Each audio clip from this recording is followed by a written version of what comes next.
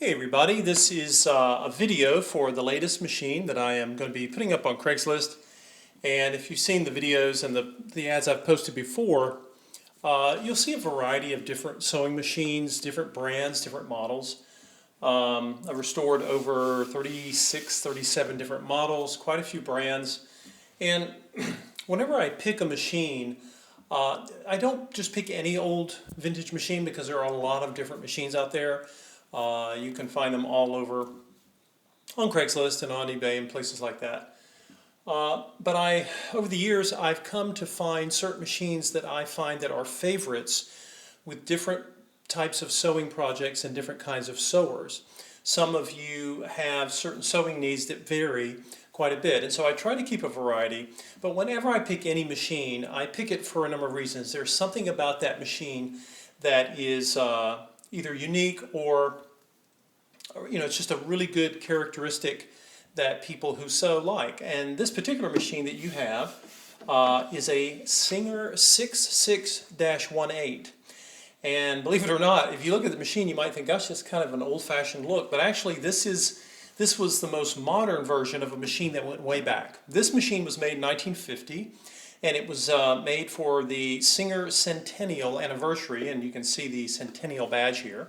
Centennial badge is a limited edition. Singer 66 machines are not rare. This machine comes in what they call the Crinkle finish.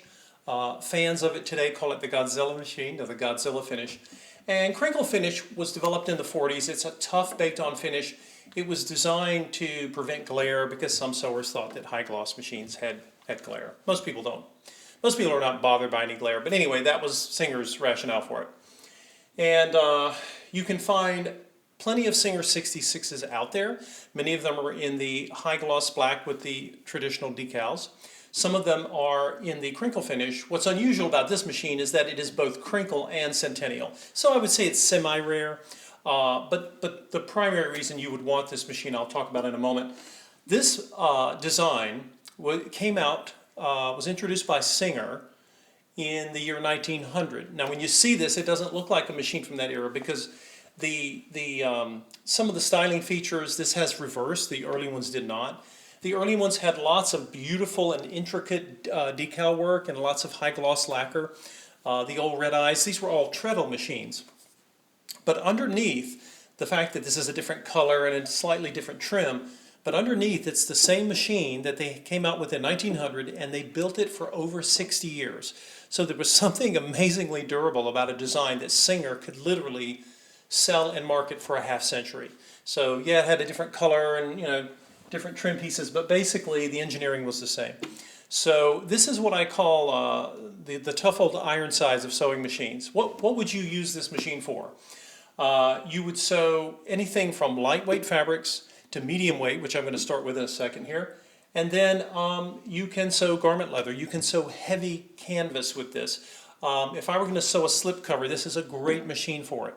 I've done a lot of my own sewing. I've had this machine for a while and didn't put it on Craigslist because I was sewing with it myself. I had some projects I wanted to use. And I normally can sew on any of the machines that I have in my inventory. But anyway, this machine is an oscillating type hook. It has a drop-in style bobbin. And there's a lot more information you'll see on the listing, but wanted to let you see it sew. I'm going to basically show you guys medium weight cotton. I've got a cargo pant piece that I often do in my videos because it's important to see if a machine can keep its tension when it's going over heavy thick seams. And then I'll show you guys a little bit of garment leather here. This is a size, I believe this is a size 16 needle. It's a standard needle or maybe a jeans needle. So anyway, there's a wonderful light back here. It has a little glass lens. Don't really need it today here in the sunroom, but anyway, I just want you guys to see her sew, and I'll show you some of the stitches.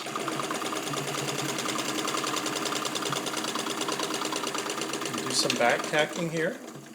I really like that I can slow my needle down. You'll often hear me talk about that in videos because when you're looking at a sewing machine, it's really useful to have a machine that you can take and control the stitch speed and not all vintage machines let you do that.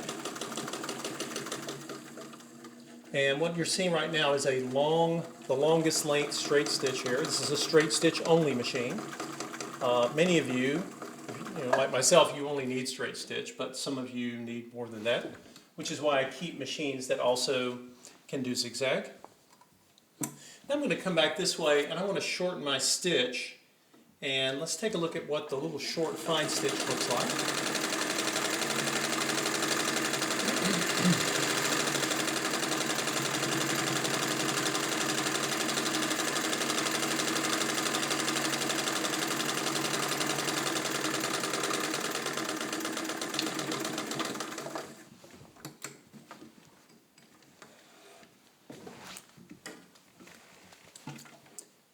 This machine was the first Singer design that developed a reputation for a really nice straight stitch.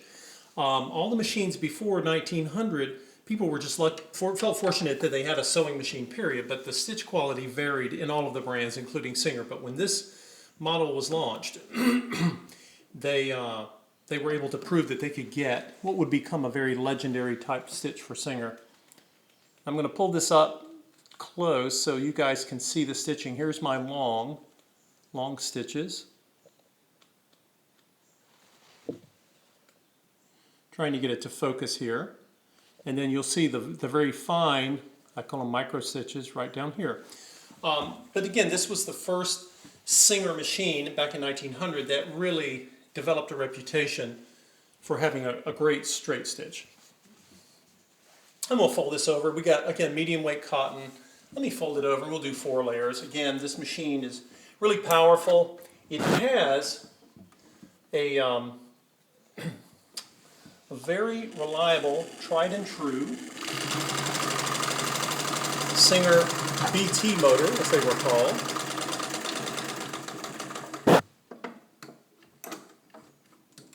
I'll come back and do another pass.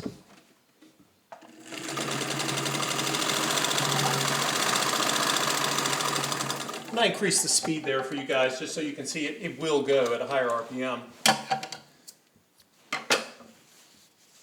And then here again, you can see its stitch quality is really, really nice. What's funny about this particular machine is the outboard or exterior mounted Singer motors from this period are incredibly well made and durable, and they're very strong. Now, when you look at the amperage, unlike some machine motors, this motor has an amperage of 0.53, so it's half of the amperage of some of the machines that I work on.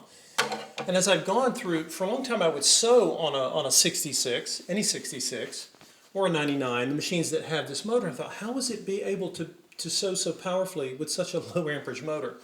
And part of this had to do with the way the machine was engineered. If you could see inside, the drive shaft and the hand wheel of these Singers from this period are incredibly thick and heavy. And the way the mechanism was designed, it creates quite a bit of torque. And so your piercing power at the needle is amazingly strong. It's almost hard to believe. How can this machine sew this kind of material with a half amp motor? So amperage in motors is not everything, not at least for a machine that was designed this way. So now I'm going to do the cargo pant.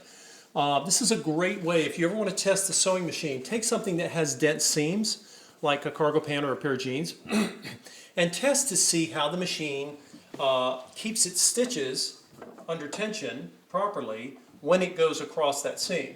So let me come over here.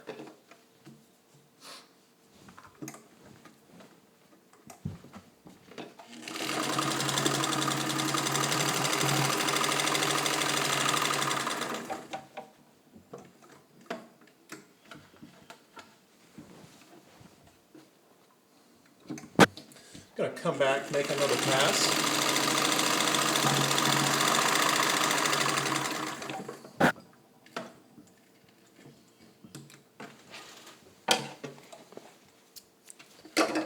And now this is the white thread, this is khaki, so it doesn't show up quite as well, but I think you guys can see it in this light. Notice that the stitch passes over the fabric and the seam on both sides, and it doesn't miss a beat. That's one hallmark of a greatly engineered sewing machine. It's not the only thing you try, but it's one of those. Now I'm going to fold this over because I want to sort of give the machine a little bit more to take on here. So now I'm going to have 4 layers, but then I've got, again, I'm going to be going over this seam twice. and let's see what the machine has to say about it. All machines have limits, but your vintage machines are tough, and they are tough in ways that modern machines just don't even hold a candle to, and any of you who've used them have probably experienced that.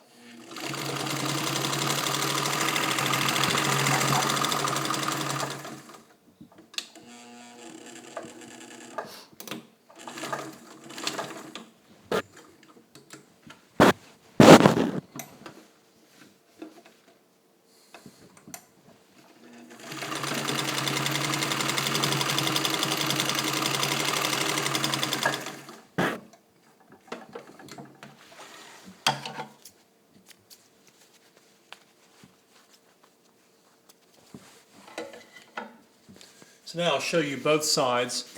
This particular row of stitches, here we go. This is with the cargo pant folded over, so you've got you got 4 layers of the lighter, and then you've got 2 of these seams. And again, notice that the stitches are consistent and they don't waver, right? They don't change. It's one of the most frustrating things that people have when they're using new machines, that the new machines are not able to handle it. So again, you know, Singer engineered the machine so beautifully that even with a half-amp motor, it chomps through really heavy stuff. Now I'm going to do garment leather, and as I always tell you guys, when you're going to sew leather with a domestic vintage machine, you want to sew garment leather that is not dense, right? So it's not the thickness so much as its density. This is very, very light and flexible garment leather. So if you sew handbags, if you sew wallets, purses, you can use this machine. Now I'm going to use a regular straight stitch foot. I have a roller foot, and I believe I have one in the photos that comes with this particular machine, but you can use a roller foot. Sometimes leather will want to stick under a traditional straight stitch foot, and it's not the machine's fault. Leather just has it's a friction issue, but you can solve it with the roller foot.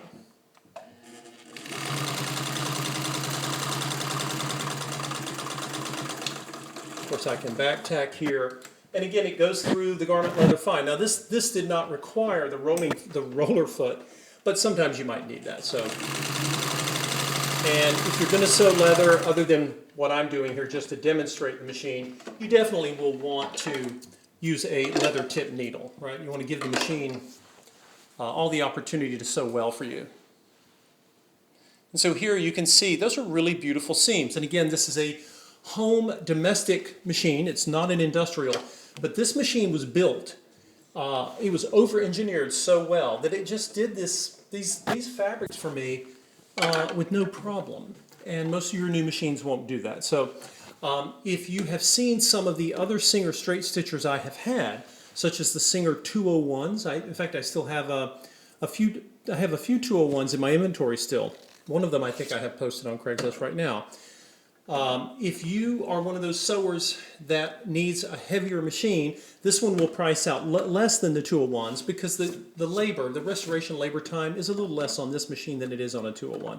And that's the only real difference price-wise. So anyway, thank you guys for watching. If you have any questions, contact me through the Craigslist posting, and the machine will be listed shortly, and it'll stay up until it's sold. So thanks for watching.